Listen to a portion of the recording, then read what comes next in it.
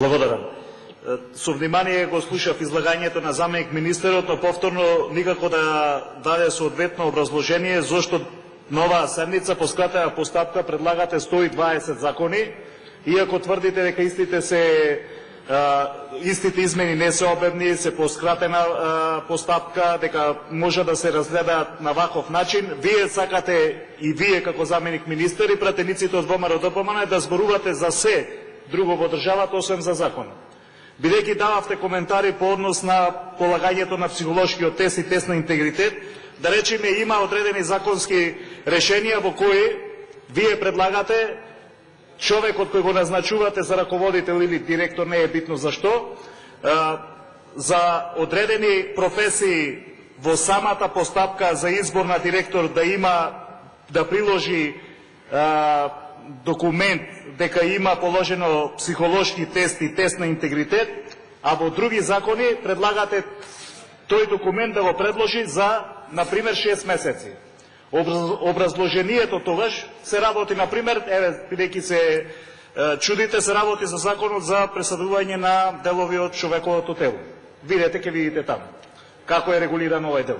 И на прашањето зошто предлагате да дотичниот раководител, например, има положено тест за психолошки тест или тест за интегритет, од страна на представниците на Министерството за здравство ни беше кажано дека е премногу скапо да човек кој конкурира го има приложено тој тест и добро ќе биде од кога ќе го вработите како директор или како раководител, во рок од 6 месеци истиот тест да го приложи.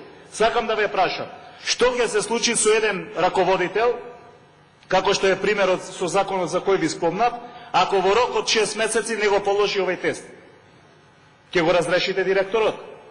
Првата работа. Втората работа, дали директорот или раководителот, кој во рок од 6 месеци ќе носи одлуки, а притоа не го положи психолошкиот тест, ќе го повикате на одговорност?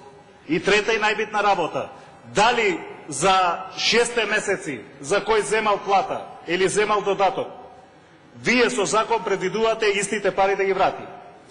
И на крајот на криштата, дали таквите одлуки кои тој човек ќе ги донеси, ќе бидат во интерес на граѓаните или против граѓаните? И кога ќе предлагате закони, и кога ќе предлагате во исти ден 120 закони, тогаш треба да ги земите во предвид сите законски мерки кои се однесуваат нова промена, за да бидете конзистентни во вашиот став.